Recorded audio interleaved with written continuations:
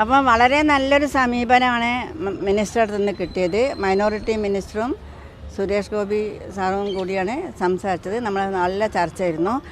ഞങ്ങൾ കൊടുത്ത ഒരു ഡ്രാഫ്റ്റ് ബില്ല് അദ്ദേഹം വായിച്ചു. അദ്ദേഹത്തിന് ഭയങ്കര താല്പര്യം തോന്നി. അതിൽ വളരെ ഗൗരവമുള്ള ഒരു കാര്യമാണിത്. അത് ഇത് നിയമമന്ത്രിയായും അതുപോലെ മറ്റുള്ള മിനിസ്റ്ററൊക്കെ ആയിട്ട് ഇത് ഡിസ്കസ് ചെയ്തിട്ട് ഇത് എങ്ങനെ ചെയ്യാൻ പറ്റും, ഇതിൽ മുസ്ലിങ്ങളെയും കൂടി ഉൾപ്പെടുത്തുന്ന കാര്യം ആലോചിക്കാം. അത് വളരെ ഗൗരവത്തോടു കൂടി പരിഗണിച്ചിട്ടുണ്ട്. അത് ഇന്ത്യൻ സക്സഷൻ ആക്ട് എന്ന് പറഞ്ഞ ഒരു നിയമം ഇന്ത്യയിലുണ്ട്. ഇന്ത്യൻ നിയമമാണത്. ആ നിയമത്തിൽ മൈനോറിറ്റീസ് എല്ലാം ഉണ്ട്. അത് എന്താ പറയുക, ക്രിസ്ത്യൻസിനും പാർസിക്കും ഒക്കെ അതിൽ ഉണ്ട്. പക്ഷേ മുസ്ലിംസ് മാത്രം അതിലില്ല. അതുകൊണ്ട് നമുക്കൊരു എന്താ പറയുക, ഒരു വിൽപത്രം പോലും എഴുതാൻ സാധിക്കാത്തൊരു കാര്യമുണ്ടല്ലോ. അപ്പോൾ ഈ ഒരു വില്ല് നമുക്ക് പാർലമെൻറ്റിൽ വരെ ഇത് നിയമമാകാന്നുണ്ടെങ്കിൽ വളരെയധികം പ്രയോജനകരമാവും മുസ്ലിം സ്ത്രീകളെ സംബന്ധിച്ചിടത്തോളം. അപ്പോൾ അതുകൊണ്ട് തന്നെ അദ്ദേഹം വളരെ ഗൗരവമായിട്ട് അത് എടുത്തിട്ടുണ്ട്. അത് എത്രയും അതിനെപ്പറ്റി ഉടനെ തന്നെ ഡിസ്കസ് ചെയ്യുന്ന എന്നോട് പറഞ്ഞിട്ടുള്ളത്.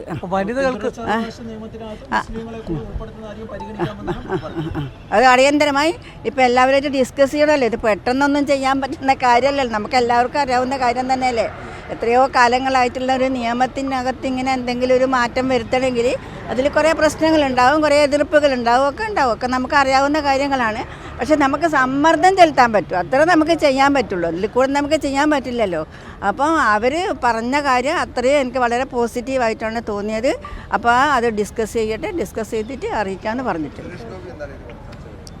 അദ്ദേഹം ഇത് തന്നെ പറഞ്ഞത്, ഈ കാര്യങ്ങളൊക്കെ തന്നെ പറഞ്ഞത്. അദ്ദേഹം പറഞ്ഞത് മോദി ഗവൺമെൻറ്, രണ്ടുപേരും പറഞ്ഞത് അതന്നെ, മോദി ഗവൺമെൻറ് സ്ത്രീകളുടെ ഇതിന് വേണ്ടിയാണ് പ്രവർത്തിക്കുന്നത്. അതുകൊണ്ട് ആ കൂട്ടത്തിൽ അത് ഏത് മതമൊന്നുമില്ല. സ്ത്രീകളെ സംബന്ധിച്ചിടത്തോളം അവരെ ഉന്നമനത്തിന് വേണ്ടി പ്രവർത്തിക്കുന്ന ആളാണെന്നൊക്കെ സുരേഷ് ഗോപിയൊക്കെ പറഞ്ഞു.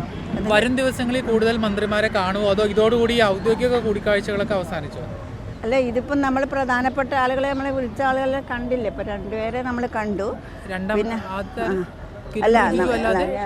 പിന്നെ നമ്മളാരെയും കണ്ടിട്ടില്ല. ആരും നമ്മളിപ്പോൾ ഇതാണല്ലോ ഇപ്പോൾ സംഭവിച്ചത്. നമ്മളവിടെ കിടന്നതിന് ശേഷം ഇപ്പം ഇങ്ങനെ ഒരു പ്രോഗ്രസ് ഉണ്ടായിട്ടുള്ളത്. അപ്പോൾ ഇനി കാണണോ വേണ്ടെന്നുള്ള ഞാനിന്ന് റൂമിൽ പോയിട്ട് ഒന്നും കൂടി ആലോചിക്കും. പിന്നെ അതുകൂടാതെ മുൻ വനിതാ കമ്മീഷൻ ആയ സൈദ ഹമീദ് എന്നെ വിളിച്ചിട്ടുണ്ടായിരുന്നു. അവരും ഭയങ്കര ഇൻട്രസ്റ്റ് ആയിട്ട് ഇതിനെപ്പറ്റി ചോദിച്ചിട്ടുണ്ട്.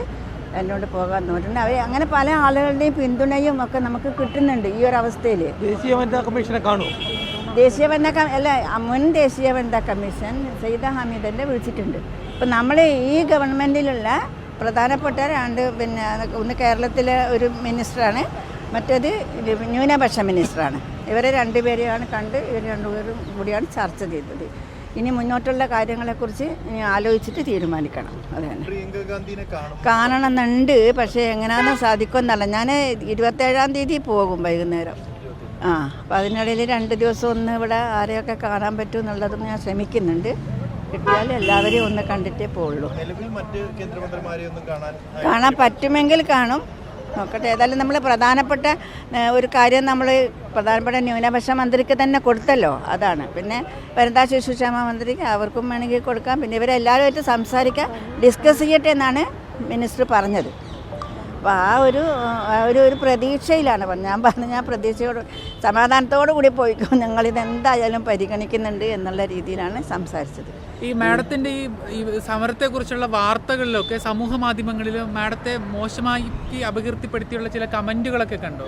അത് ഇന്ന് തുടങ്ങിയതല്ല, ഇത് കുറേ കാലങ്ങളായിട്ട് ഞാൻ കേട്ടുകൊണ്ടിരിക്കുന്നത്. അതൊക്കെ ഞാൻ അതേ രീതിയിൽ തന്നെ അവഗണിച്ച് വിടുകയും ചെയ്യുന്നുണ്ട്. ഞാൻ അതൊന്നും വലിയ കാര്യമാക്കുന്നില്ല. അപ്പോൾ സംഘപരിവാറിൻ്റെ കാശ് വാങ്ങിയിട്ടാണ് ഞാനിവിടെ വന്നതെന്നൊക്കെ പറയുന്നുണ്ട്. എനിക്കതൊന്നും ഒരു വിഷയമല്ല. കാരണം ഞാൻ പറയുന്നതും എനിക്ക് കൃത്യമായ ഒരു ധാരണയോട് കൂടി തന്നെയാണ് ഞാൻ ഇറങ്ങിയിരിക്കുന്നത്. 45 വർഷമായി ഇതിനു വേണ്ടി ഞാനിവിടെ പ്രവർത്തിക്കുന്നത്. 45 വർഷമായി.